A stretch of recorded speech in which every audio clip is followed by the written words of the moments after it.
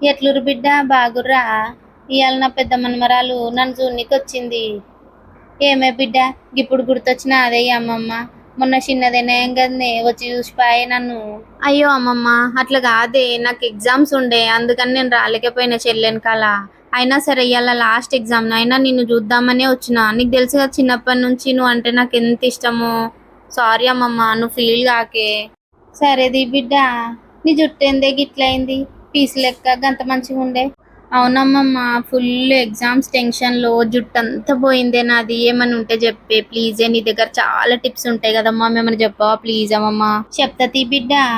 ఇక ఉండోళ్ళ మీ పెద్దమ్మ మీకు కూడా జుట్టు రాలకుండా ఉండడానికి ఒక చిట్కా తెచ్చింది. గది ఉల్లిగడ్డ మెంతిపిండి అన్నట్టు. ఉల్లిగడ్డను మంచి ముక్కలు ముక్కలు కోసుకొని రోట్లేసి రుబ్బుకోవాలి మెత్తగా. ఇక నా దగ్గర తెలుసు కదా బిడ్డ, మిచ్చిలు బిచ్చిలు ఉండవాయి, రోళ్ళు రోకళ్ళే ఉంటాయి. నేను ఇట్లా రోట్లో రుబ్బుకున్నా, మీరుంటే మిర్చికి వేసుకోండి. రుబ్బుకున్న ముద్దను ఇట్లా పక్కన ఒక గిన్నెలకు ఎత్తి పెట్టుకోవాలన్నట్టు.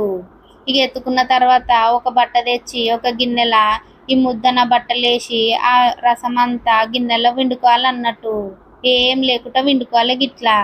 ఇక రసం అంతా వండుకున్న తర్వాత ముద్దను పక్కన పడేయాలి. ఇక గండ్లనే మెంతిపిండి వేసి మంచిగా కలుపుకొని 5 నిమిషాలు పక్కన పెట్టుకోవాలన్నట్టు. ఇక 5 నిమిషాల తర్వాత జుట్టుకు పెట్టుకునుడే. రా బిడ్డ రా, నీ జుట్టుకి ఎడతగా కిప్పు తీయే, నాకు తీయరాదు.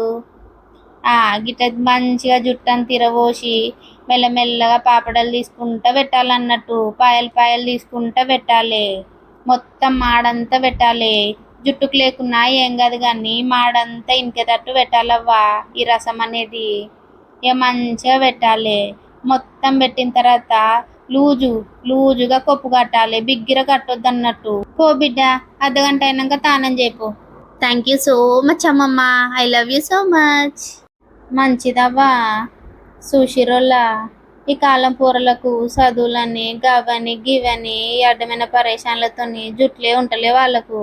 ఉన్న జుట్టును కూడా అడ్డమైన పెట్టి ఖరాబ్ చేసుకుంటారు పోరలు. ఇక ఈ రసాన్ని మీరు వారానికి 1 పాలు పెట్టండి బిడ్డ, మంచిగా వస్తుంది జుట్టు. ఉంటాం మళ్ళా గంట కొట్టుకోండి.